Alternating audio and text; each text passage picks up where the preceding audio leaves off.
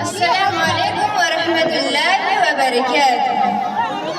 نحمده ونصلي على رسوله الكريم، أما بعد، أعوذ بالله من الشيطان الرجيم. بسم الله الرحمن الرحيم. يا أيها النبي قل لأزواجك وبناتك ونساء المؤمنين يدنين عليهن من جلابيبهن.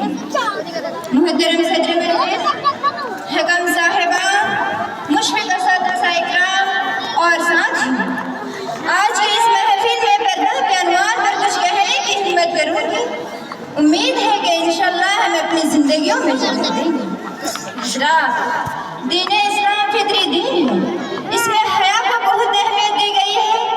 نبی کریم صلی اللہ علیہ وسلم کا ارشاد ہے، حیا ایمان کا حصہ ہے. قرآن پاک میں اللہ کا ارشاد ہے، اے نبی صلی اللہ علیہ وسلم، آپ اپنی بیویوں، بیٹیوں اور مسلمان عورتوں سے کہہ دیجئے کہ اپنے اوپر بڑی سی چادر ڈال لیا کریں، یہ ان کے لیے پاکیزگی کا ذریعہ ہے. نبی کریم صلی اللہ علیہ وسلم کا ارشاد ہے، عورت پردے میں رہنے کی چیز ہے، کیونکہ جب وہ باہر نکلتی ہے تو شیطان اسے تلاش کرتا ہے. حضرات، اس بات میں کوئی دو رائے نہیں ہے کہ باپردہ عورتیں نہ صرف مسلم سماج کے لیے بلکہ پوری انسانیت کے لیے بہترین سرمایہ ہے. باپردہ عورتیں نہ صرف صالح معاشرے کی تشکیل دینے میں انتہائی اہم کردار نبھاتی ہیں، بلکہ ایسی نسلوں کو تیار کرتی ہے جن کے اندر شرم و لحاظ کا جوہر ہے. قرآن نے صرف عورتوں کو نہیں بلکہ مردوں کو بھی ہدایت دی کہ اپنی نگاہیں نیچی رکھو تاکہ سماج پاک دامن رہ سکے. پردے کی اہمیت کا صلی اللہ علیہ وسلم کا اس واقعے سے کیجیے کہ ام خلاد رضی اللہ عنہ کا بیٹا کسی جنگ میں شہید ہو گیا.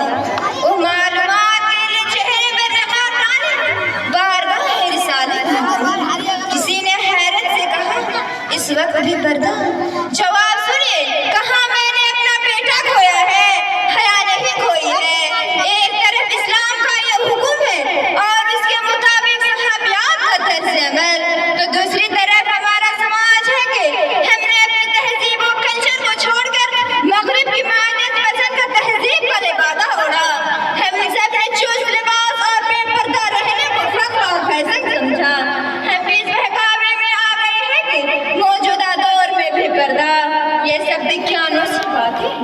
نتیجہ دنیا دیکھ رہی ہے کہ آئے دن کسی بیٹی کی عزت سے کھیل کر اسے قتل کر دینا اور واقعات میں اضافہ ہوتا ہی جا رہا ہے.